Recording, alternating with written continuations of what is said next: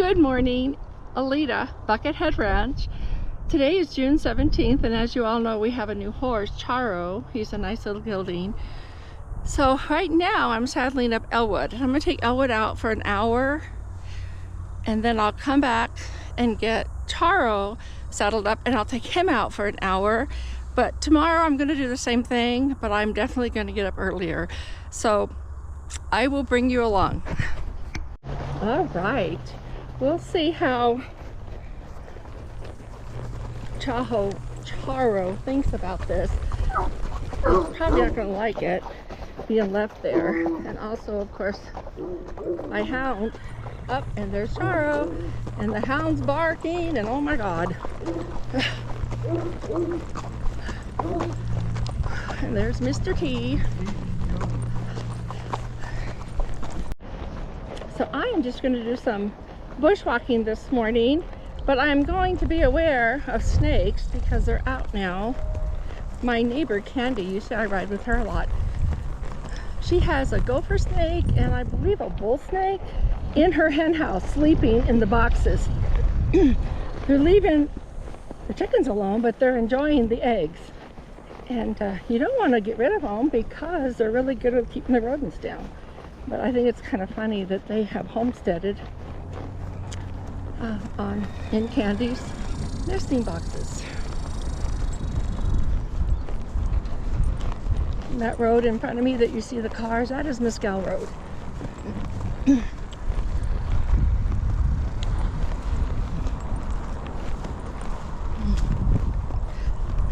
Where I am, excuse me, where I am right now, there used to be a family that lived on the other side in a manufactured home, and they had a Doberman, and every time I would ride he would charge and everything, so I had to get further and further in our property. I couldn't ride on the property lines because he was so bad.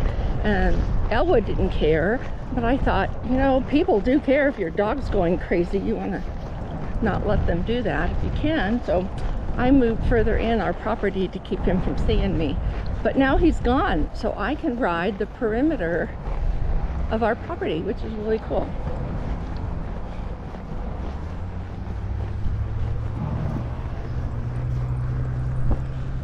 Okay, my throat is so dry. You can tell there's just no humidity and it's hot.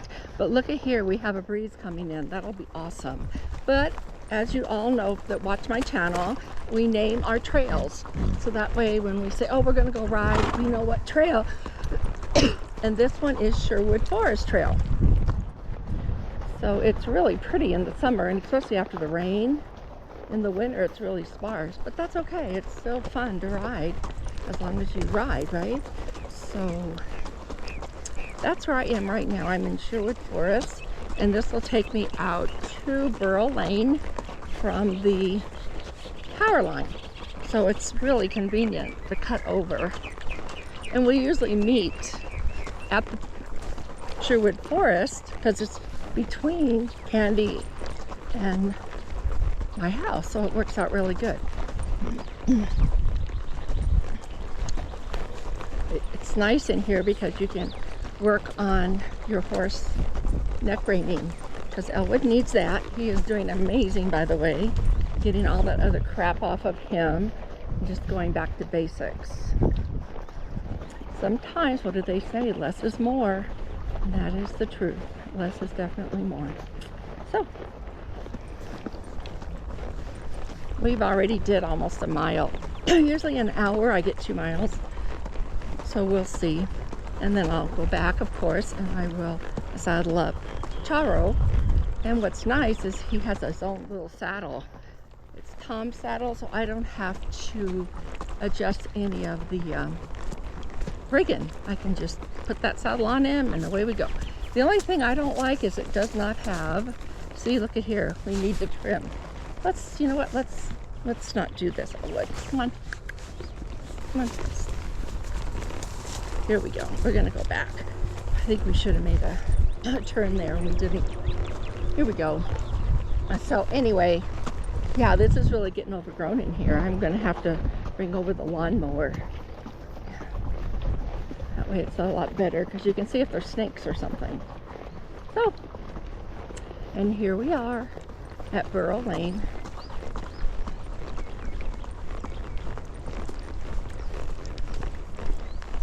What a beautiful morning. Look at this. Oh my gosh. Yeah, I need to do some trimming. And he wants to go to the left because guess what? Dollar lives to the left, but no. Nope. Duncan's going this morning and getting his teeth floated. Dr. Thomas in St. David. You have ridden for 15 minutes. Come on. You have done Let's go. 0.7 miles. We still have daylight. Let's go. No, you're not going to go see Dollar. Dollar was like his little mentor when I first started riding him. And also Wyatt, Carol's horse, was a mentor when I was on the Tucson Saddle Club rides. And whenever he sees Wyatt, it's like he wants to get right behind him. He says, nope, I know Wyatt. I love Wyatt. And Carol just laughs. She goes, yeah, they've been together ever since you started riding. It's awesome how they pick their horses like we pick our people. So, I will bring you along for more excitement. Let's hope not excitement, just fun. Oh my gosh, we have an awesome breeze right now. It feels so good. Because I have my impact vest on, so it's like being in a sauna until the breeze starts up, and then it's wonderful. And there we have Charo. He's next. Aren't you, buddy? I have to show this to everybody. Yesterday we came out here and we were checking on the horses and giving them their lunch, and we found the bottom half, the legs of these two panels, I don't know if you can see them, completely bent, ruined, blah blah blah. Charles fine, there's no problem with him, his legs are good. No, Elwood, whoa, there's nothing wrong with him. And then we got looking around, we realized we had something burst. Wish I could think of what it is. I will after I finish. So anyway, pretty bad. Sorry. Hey. Okay. Okay, jeez. I remember what it's called. It's called a microburst. Okay? I mean, it was like unbelievable. And I put that out there on Facebook, and there was 2 people that responded. So they'd had the same thing happen to them.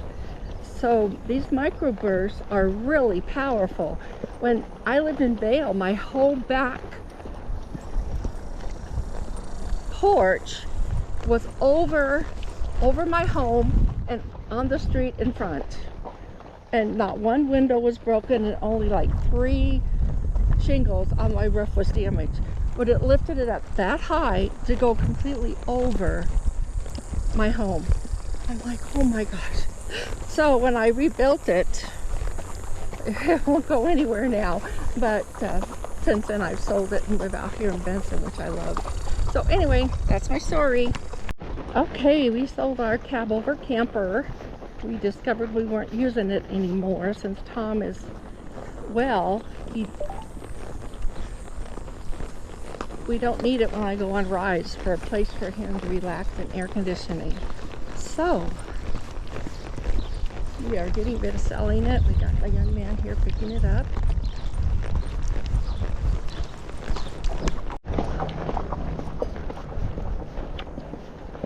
Elwood and I have did a mile now. Well, it's more about being in the saddle for an hour. That way he has some right time. And there's Sarge. He's upset because he's in the kennel. So anyway, I'm going to put Elwood away, and I'm going to get out Charo and ride him for an hour. And that way both of the boys get used. And then, like I said, tomorrow I'm going to get up a little bit earlier and start this 2-hour ride a little bit earlier. If it wasn't for the breeze, it'd be brutally hot, but thank goodness we have a breeze. So we're not done yet. Okay, that mounting block was an easy fix. He sidestepped away from it, so I went on his side and I just took the reins and tapped his butt a couple times and put him back over to where he needed to be, and he stood perfectly fine. So maybe, I don't know, I have no idea. But I was able to get on him uneventful. And Elwood's having a fit. Even though he had his turn, he's still having a fit. I'm not surprised.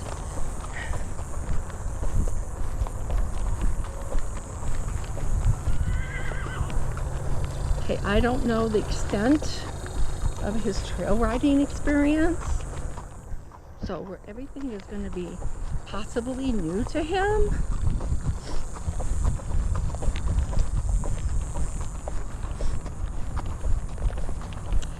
But everything we have is typical. There's nothing here unusual for him to see. Walk.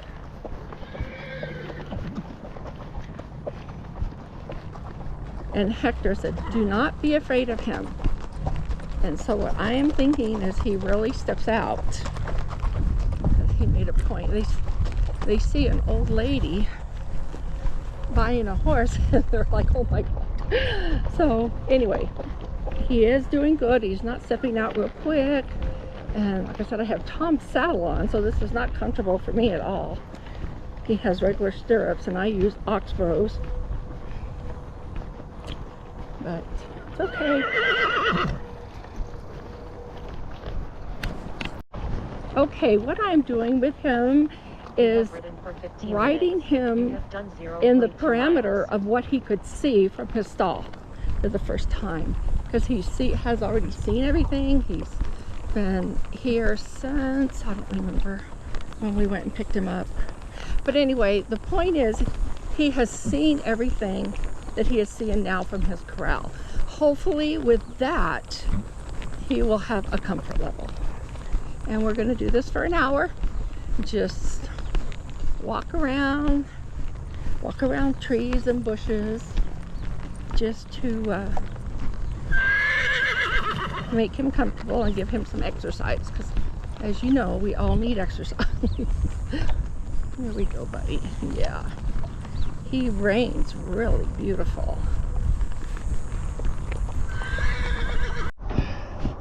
It was a good day. I did not do hardly any time on Charles simply because I had Tom's saddle, which you heard me say several times, and it's a soft seat with regular stirrups. I use a hard seat with Oxbows, so it was nothing comfortable at all being on him.